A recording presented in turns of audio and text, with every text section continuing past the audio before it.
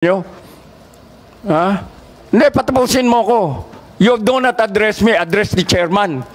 Para matuto naman kayo ng protocol. Daldalan ngayon, daldalan dito, hindi nyo i-address ang chairman eh. Ha? Huwag nyo akong ituro na hindi ko alam. Hindi po pwedeng i-insultuhin ka nitong mga tao na to. Ano ba naabot nyo? You may be somebody, but I'm everything. You may be something, but I'm everything. Based on my experience. Huwag kayong mga insulto ng kapwa nyo rito.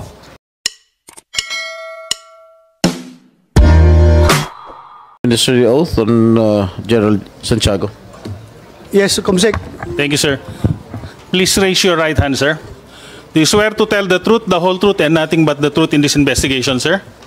Thank you very much, sir. Please take your seat. Thank you, Comsec. Okay, Mr. Morales, noong nakarang hearing, if my memory serves me right, correct me if I'm wrong, nabanggit mo si former PDEA Chief, General Santiago, at pinuri mo pa siya. Correct? Yes, Sir Honor.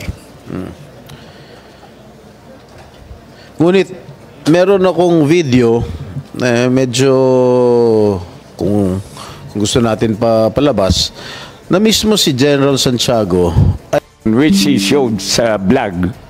Yung si Cap Nino Barsaga ba yun? Sabi ko, huwag mo ko idamay niya. Nagulat ako, inilabas niya bigla dito sa YouTube eh. Ngayon, ang malalim kasi itong pinagmumulan ng problema ng PIDEA. Historical ang problema nito. Ang pinapalabas dito, kami mga sinungaling. Romy Enriquez, pwede Mr. Chairman, i-address ko si Romy. Ikaw pinapalabas mo, mentionin mo na akong Director General noon. O pagkatapos sinasabi mo, pababalikan ko kayo kung nakakaintindi kayo ng organization. Hindi ako nag-iimbestiga sa inyo. Meron legal service. Kung ano man ang resulta, nire-review ko yan at pinipirmahan ko kung approve, disapprove. Kung nag-appeal ka sa civil service at nakalusot ka, di buti sa'yo, good for you. Pero huwag mo kung sisihin na itatago nyo pa kung sino Director General nyo. Ha? Hindi, patapusin mo ko. You do not address me, address the chairman. Para matuto naman kayo ng protocol.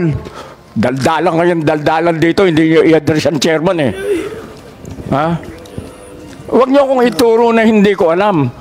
Noong time na yan, Mr. Chairman, ang tao ng PIDEA galing NARCOM.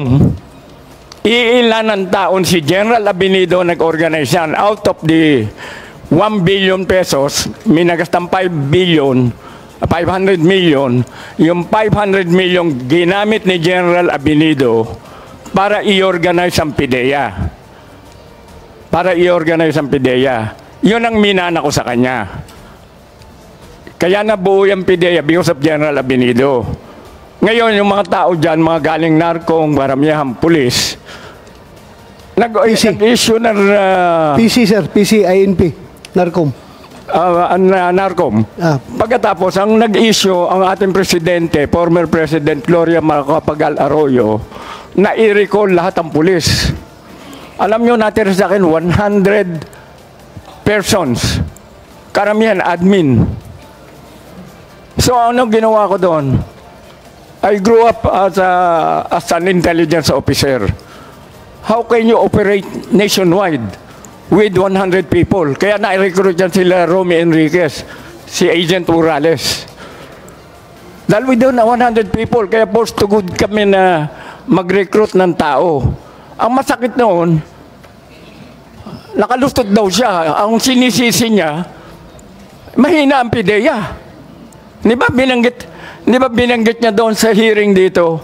Kasalanan ng PIDEA, mahina yung nagre-recruit eh. Nakuha na siya, may kasalanan pa yung ahensya.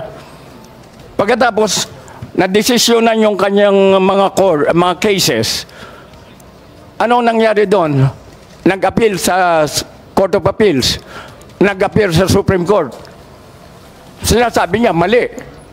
Ano ba yung mga tanga ba yung mga sa justices natin? Will that be acceptable to anyone here na yung palang mga justices natin, puro tanga? Base yun sa sinasabi niya. O pagkatapos may nagsabi pa sa akin, Hindi naman abogado yan si General Santiago eh. With due respect sa mga lawyers dito, marami abogado eh. Ha? I grew up, hindi ako intelligence officer. I never had any formal, ayan, nandiyan si General Angkan. Wala akong formal intelligence training. Ba't mula tinyente akong hinahawakan ko puro investigation, intelligence? Name the Armed Forces units, Unified Commands. Tingnan nyo kung ano trabaho ko. Kung hindi ako operation intelligence, until I retire, nag-PIDEA ako intelligence. PIDEA is intelligence-based. Hindi mo naman kailangan. Sinabi, kinwestiyon pa ni ex-agent Morales, si Derek Carion. Hindi naman chemist yan eh. Nakalimutan niya, si Derek was director ng laboratory service. Ang tao niya, yung mga chemist. So, porque hindi ka abogado, hindi ka na pwede. Ang tagal ko nag-handle ng cases. Hindi ako perfect one, nagkakamali rin ako, pero hindi po pwedeng i-insultuhin ka nitong mga tao na to. Ano ba naabot nyo? You may be somebody, but I'm everything. You may be something, but I'm everything. Based on my experience. Huwag kayong mga insulto ng kapwa nyo rito. Makinig kayo at irespeto nyo yung protocol. Before you speak, sasabayan nyo. Humingi kayong permiso sa chairman. Mr. Chair, if I may. Yes, go ahead, you have the floor. Yeah, General Santiago, naging tao niyo ba itong si Morales? Nakasama ko nga yan. Ang problema, kaya pinapatingnan ko yung organization. Itanong natin sa kanya kung anong level siya doon sa ladder. Sa organization, may ladder yan. Kailan po kayo naging PIDEA Chief, General? I was PIDEA Chief from 2006 to 2010. During the time of President Jimmy? Gloria Macapagal-Arroyo. All right. You resigned in 2010. No, 2003 from the military service. No, from PIDEA, General. Kasi iba na yung dahil nanalo na si, palitan na si President so you Gloria. resigned na? Nag-resign na po kayo? Kaya hindi, automatic naman yun. Courtesy Because I was a political appointee. Courtesy I had to resignation. go. All right. Mr. Morales, kailan pumasok sa PIDEA? 2009, Your Honor. So nag-abot po kayo? Yes, General. under my watch. All right. During the time na nagsama po kayo, na nakatrabaho niyo po si Morales, ano po ang pwede niyo sabihin sa integridad, sa trabaho ni Ginoong Morales? Alam niyo, Mr. Chairman, ako, Director General ako. Nandun sila. Nasa doormat sila eh. Doormat sila eh. As a matter of fact, within the IS, IIS, nandun siya sa ibaba, investigador siya. Meron pa siya na, I think, nandiyan si Francia. Pero above Francia, there's somebody else. Pagkatapos, saka ka lang aakyat doon sa DG for Deputy for Operation, the classmate of our Honorable Chairman.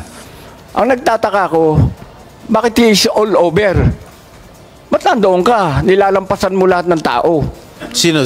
You're talking about Morales? Nakadiretso nga siya hanggang Malacanang daw eh. So he did not follow the chain of command. Yun ba ibig niyo sabihin? Walang chain of command na sinusundan. He's all over. Pagkatapos, tinira pa niya ako. Ang sinasabi ko noon, titirahin mo ko, meron tayong command group, Mr. Chairman. Ano po pagkatira sa inyo, General? Yung mga tungkol sa chemicals yan, ipahimkuan. Ang hindi niya alam, yung chemicals na dinestroy na yon, that was taken up during the conference of the command group, conference group, at the behest of the laboratory, the chemist. In-explain na wala nang gamit yan, pero po pwedeng dahil nag-offer yung kumpanya na kung ano yung diluted chemicals, bibili nila. So nagkonsulta ako. He's not a member of that group. Who was his immediate superior, General? Si Francia ka mo? Sabi si Francia, hindi ko na sila matandaan. So, wala kayong, nung pumasok si Morales sa PIDEA noong 2009, wala kayong, hindi kayo nag-uusap, hindi mo siya kilala? No, I know him.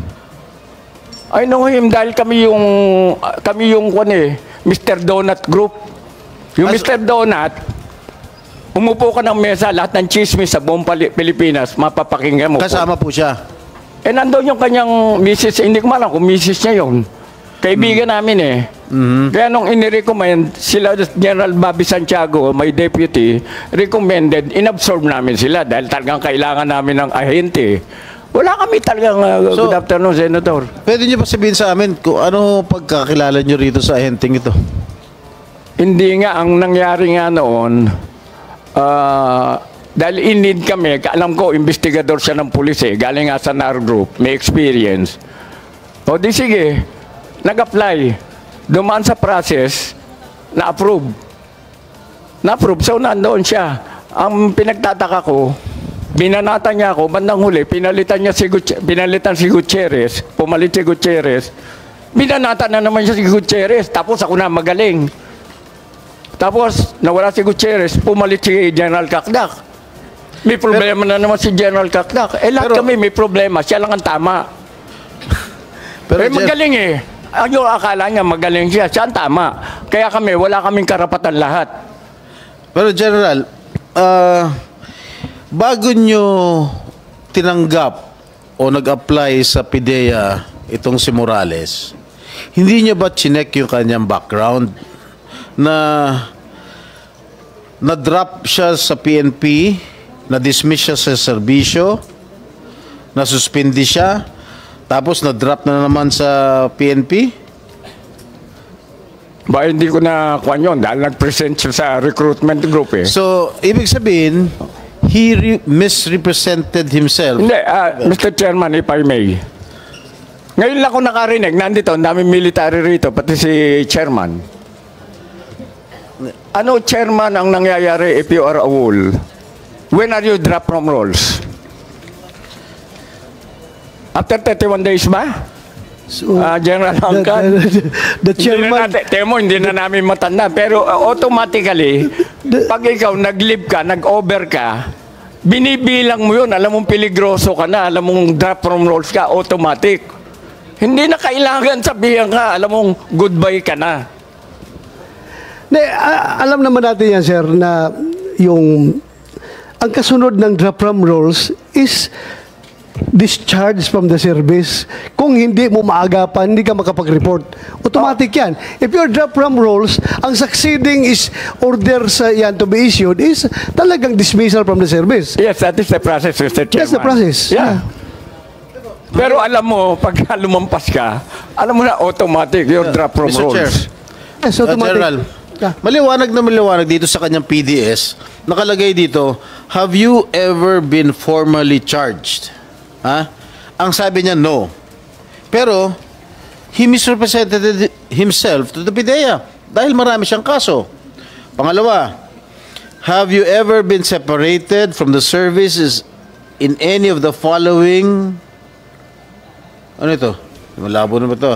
Modes of resignation, retirement, dropped from the roles, dismissal, termination, end of term, finished contract, awol, or phased out in the public or private sector? Ang sinagot niya, no. Pero, he was dropped, he was dismissed from the service, from the Philippine National Police. Tinanong kita last hearing if you misrepresented yourself sa PDS mo na sinabit mo sa PIDEA, na you were not dropped from the PNP role and was not dismissed and suspended. The PDS was made under oath. So malinaw na nagsisinungaling ka sa PDS mo. Dahil dito, maliwanag na sinabi mo na wala kang mga kaso. Sabi mo, no. Tapos dun sa mga, may tanong dito sa PDS, have you been separated from the service? Sinabi mo, no. O pero dito, natanggal ka sa serbisyo, meron ka mga kaso, you misrepresented yourself. O di sinungaling ka. Mr. Chairman, pwede sumagot. Your Honor, gaya po nung nasabi ko nung... But before we Mr. continue, pasensya ka na, Sir Senate President, ilang minutes ka na nakaupo dito. I failed to recognize you. Masyado malalim yung iniisip ko eh.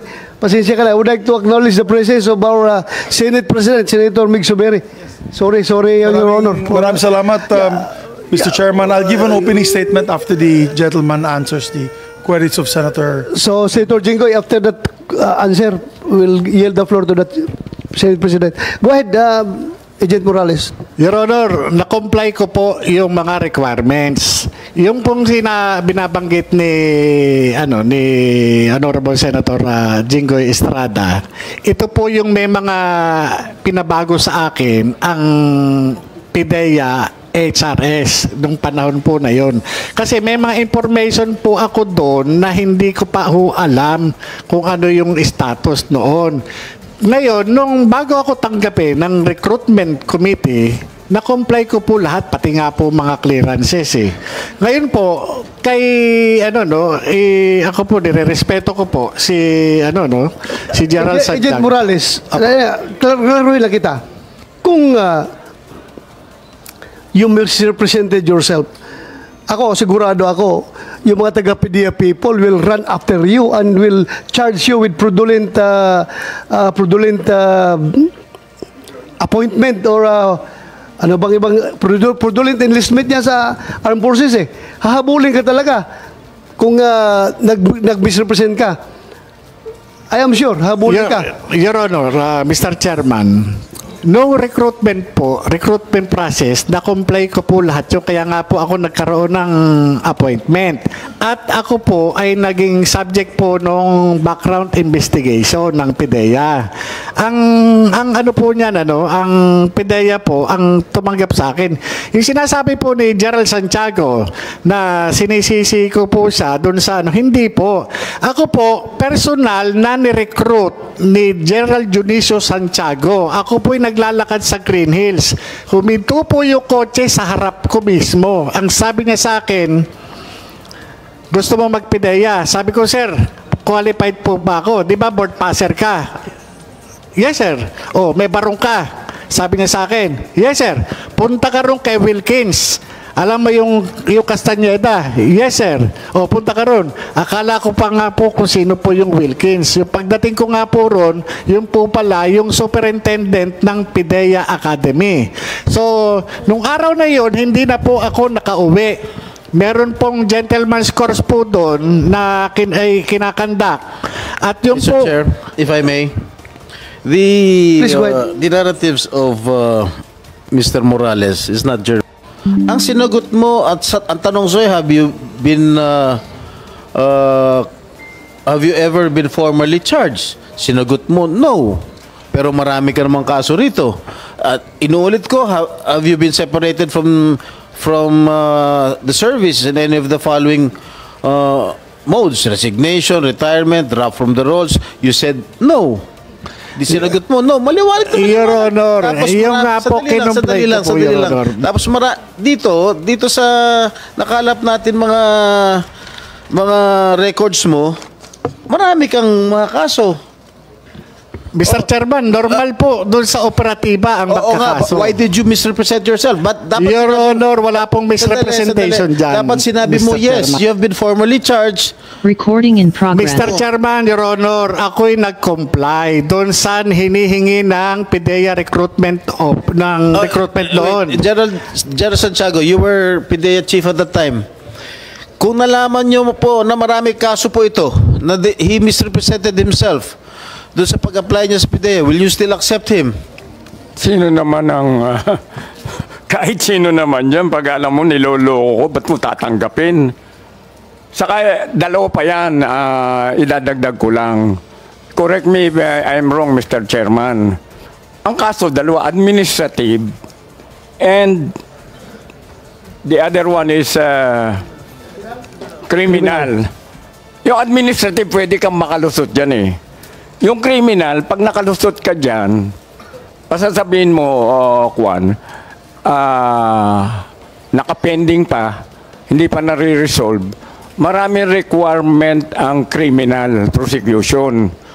As a matter of fact, pagka criminal prosecution, ayan, si Romy hindi pa nakapasa sa baryan. Pinantay ka na. Tapos pagtalo kayo sa akin dito, hindi ako abogado. Oh. Pagka criminal prosecution, kailangan dyan, it is always beneficial. Ang approach natin yan, benefit of the doubt is given to the suspect. Pagkatapos may two-witness rule tayo dyan. As a matter of fact, yung sinasabi, nakinig ako kay, siyempre si Congressman Marcoleta, bilib ako dyan, pinapanood ko. Kaya ko nalaman na yung photocopy is secondary evidence. Secondary evidence. Pero babalikan natin yung tanong, kung nasa yung secondary evidence, again, nasaan yan? Yun ang root of contention dito sa hearing na to eh. Nasaan yung original? O pagkatapos, tinatago, ito naman si Maharlika, pinangalanan yung, siya na nagturo eh. Nasa vlog yan eh. Tinuro niya kung sino source. Nag-volunteer daw na nag-report. Ngayon, kung papakinggan ko lahat at papaniwala kung napapanood ko sa YouTube, eh wala na, ang gulo-gulo na natin lalo. Hindi mo naman alam kung sino totoo at sino mali ron sa YouTube eh. Marami niya kung magsalita. Eh, meron ko may mga professional na kuwan. Alam mo, huwag kang magagalit, Jonathan. Ang tawag ng mga kaibigan namin sa iyo, STL. Huwag mo kakalimutan STL. Kilala ka nila personally. Ang STL, ano STL? Alam ko, the small town lottery. Professional storytelling a liar. STL, yun ang sabi sa akin. Kilala ka nila. Okay, Sir, with the indulgence of Senator Jinggoy, I would like to yield the floor to the Senate President because he has a very important thing to do. But Just one thing. before that, Senate President, sir, just would like to answer the comment of General Santiago. This is about the rules of the Senate, Section 10, Rule of Evidence. Technical rules of evidence. Kaya kung sinasabi mo, primary man o secondary or whatever evidence yan. Technical rules of evidence applicable to judicial proceedings which do not affect substantive rights need not be observed by the committee. So kaya nga sir, sabihin mo, to be technical about it, hanapin natin yung physical na papel na yan, yung papel na yan. Pero ako tinanggap ko yung soft copy. Soft copy. Tinanggap ko lang dito sa Senado. Because hindi ba nito korte talaga? This is investigation in the aid of legislation.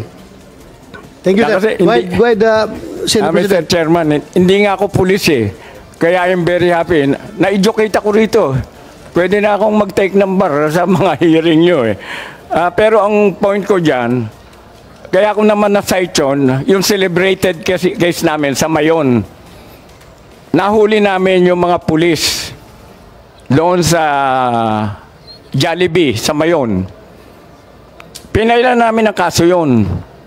Pagkatapos mayroong vehicle doon, na-convince kami because based on surveillance, gamit nila raydado, yung dinismiss din nila Magalong eventually.